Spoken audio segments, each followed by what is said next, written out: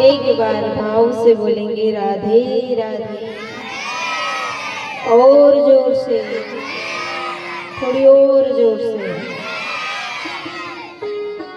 संत महापुरुष कहते हैं प्रभु आपने जो खिलौना बनाया है ना, ये माटी का मानव तन बनाया है, ये बड़ा अजीब है। कैसे अजीब है? कान दिए हरि भजन सुनने को। ये कान किस लिए दिए गए? हमें भगवान की कथा श्रवण करने को, भगवान की भजन सुनने के लिए कान दिए गए। तू मुख से कर गुणगान खिलौना माटी का। ये मुखमंडल हमें भगवान के भजन करने के लिए मिला है, लेकिन हम क्या करते? कानों से तो चुगली सुनते और मुंह से चुगली करते, इसके अलावा हम कुछ करते नहीं। नेत्र दिए हरि दर्शन करने को, और जो हाथ मिले ना, ये दान के लिए मिले हैं, सेवा के लिए मिले हैं, लेकिन हम नेत्रों से भगवान के दर्शन नहीं करते, हाथ से दान नहीं करते। बस जितना हो सके हम बटोर बटोर के रख लें। क्यों बटोर रहे? अगले जन्म में काम आएगा ना, इसलिए। हम मरेंगे तब गांठ बांध के ले जाएंगे वहीं, क्यों? अगले जन्म में कुमाना नहीं पड़ेगा। लेकिन प्यारे, इतना याद रखना कि कपन में जेब नहीं होती।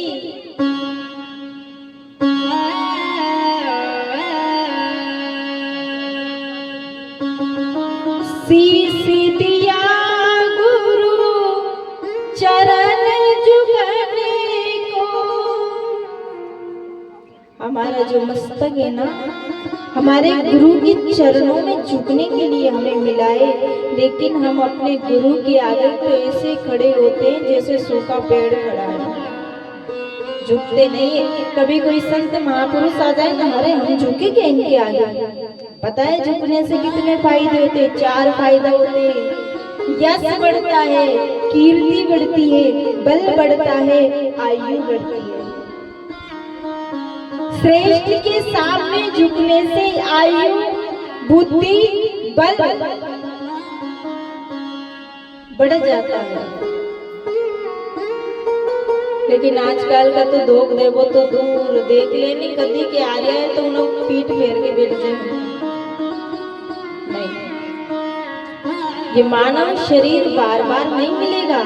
ये मानव शरीर जो मिला है ना, 84 लाख योनियों को भोगने के बाद मिला है। और यदि इसमें भी हम भगवान का भजन ना करें, साधु संतों की सेवा ना करें, ब्राह्मणों का सम्मान ना करें, तो फिर ये मानव जीवन तो बेकार है। इससे अच्छा तो भैंस है, कम से कम बंदी बंदी चारा खा रही, दूध दे रही है। गाय है, चारा खा रही है, दूध दे रही है। बकरी है, बढ़िया, कम से कम अपना पेट पाल रही है। लेकिन पशु में और मानव में इतना ही फर्क होता है। पशु को किसी से कोई मतलब नहीं होता है, वो सिर्फ अपने पेट भरने से मतलब रखता है। लेकिन जो मानव होता है ना, इसको सबकी जिम्मेदारियां निभानी पड़ती है।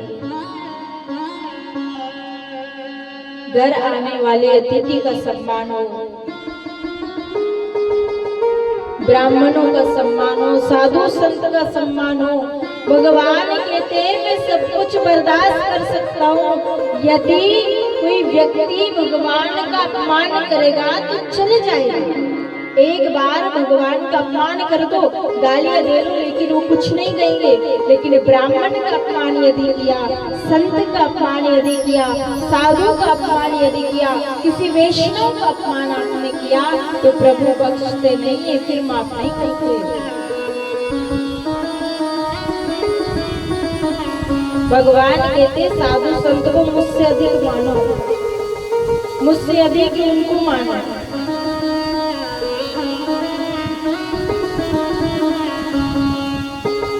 जिन हरि कथा सुनी नहीं काना, श्रवण रंद हई भवन समाना। जिस व्यक्ति ने, जिस जीव ने, जिस मानव ने भगवान की कथा को श्रवण नहीं किया, उसके कान सर्प के बिल के समान है।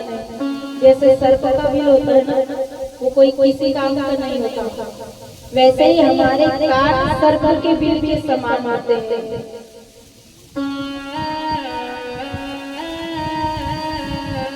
जिस व्यक्ति ने कभी भगवान का भजन नहीं करा, कभी भगवान की कथा को कहा नहीं, भगवान के सिमरन नहीं किया, उस व्यक्ति की जिज्ञा होती है ना, मेंढक के समान होती। मेंढक जानते हैं, बारिश में थोड़ा सा पानी गिरेगा और मेंढक टर करने लग जाएंगे। जो व्यक्ति बिना काम से बोलता है, फालतू ही बोलता है, वो मेंढक के समान होता है। बस उसे कुछ मतलब नहीं, टर।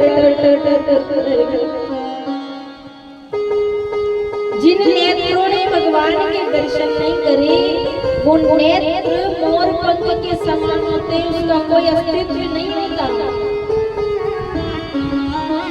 जिन हाथ से हम दान नहीं करते, वो हाथ बेकार है। जिन पैरों से हम तीर्थ नहीं करते, वो पैर बेकार है।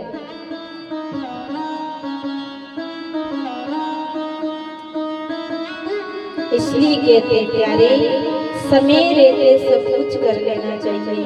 समय रहते व्रत कर लो, समय रहते तीर्थ कर लो, समय रहते दान कर लो, समय रहते भजन कर लो। जब हाथ में से समय चला जाएगा ना, तो फिर कुछ नहीं कर पाओगे। आज भागदौड़ हमारे हाथ में, तो खूब दान करिए, खूब सेवा करिए, खूब तीर्थ व्रत करिए। थोड़े दिन के बाद 50-60 के हो जाएंगे, सोचेंगे बद्रीनाथ जाए, चढ़ाएगा। हाथ पैर गांव में घूमने में जूझते, तो वहां कैसे जाएंगे। 60 साल के बाद विचार करेंगे, एकादशी का व्रत करेंगे तो एकादशी होगी। 60 साल के बाद सोचोगे कि दान कर दे, तो 5-10 हजार रुपए मंदिर में दे दे, तो बेटा बहू नहीं करने देगा कि बाबूजी तब तो जाएगा, पर हमें भी कंगाल कर देगा,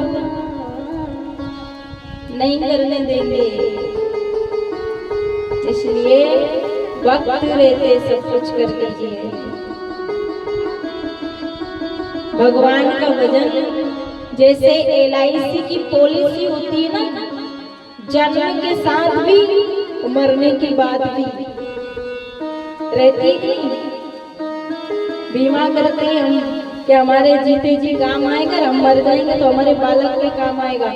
LIC की जो पॉलिसी होती है ना, उसमें बात तो सही है, जीवन के साथ भी, जीवन के बाद भी, पर जीवन के बाद अपने काम नहीं आएगी, वो अपने घर वाले के काम आएगी। लेकिन ये जो पॉलिसी है ना भगवान के नाम की, ये जीवन के साथ भी और जीवन के बाद भी हमारे ही काम आएगी, ये किसी और के नहीं आएगी। जैसे थोड़ा थोड़ा पैसा बैंक में एकत्रित करते हैं, ऐसे ही थोड़े थोड़े भजन या एकत्रित करने से वहाँ काम आएगा। जब हम परलोक की यात्रा करेंगे, उस समय ये काम आएगा। आप जो बैंक में पैसा जमा करोगे, वो यहीं रह जाएगा, धरा धरा, इसी धरा का इसी धरा पे धरा धरा रह जाएगा। इसलिए भगवान का नाम की कमाई करो और परलोक की यात्रा सफल हो, ऐसा प्रयास करो। हम आपको ये नहीं कह रहे कि घर बार छोड़ दो, विषय डंडा छोड़ के माला लेके बैठ जाओ, बिल्कुल नहीं। माला लेकर अगर बैठ गए तो भूखों मरोगे, घर वाले रोटियां भी नहीं मिलेंगे। कर्म करिए, कर से कर्म करो विधि नाना, हृदय राग कौशलपुर राजा। हाथ से काम करिए और मन में भगवान को बसा कर रखिए, बस ये दो काम करना है। इसके अलावा तीसरा काम जो है आपका घर का है, गृहस्थ जीवन का जो धर्म है, उसे तो निर्वाह करना ही है, लेकिन साथ साथ भगवान का नाम भी ना भूले, ऐसी चेष्टा करना चाहिए और ऐसे ही भगवान से प्रार्थना करना चाहिए। प्रभु से कहना चाहिए, प्रभु ये जीवन बस थोड़ा सा है, थोड़ा सा है। इस थोड़े से जीवन में आप कृपा कर दीजिए, आपका सत्संग मिल जाए, आपकी भक्ति मिल जाए और हमें कुछ नहीं चाहिए। वो जो चाहते हैं वो एक बार बोलेंगे राधे राधे।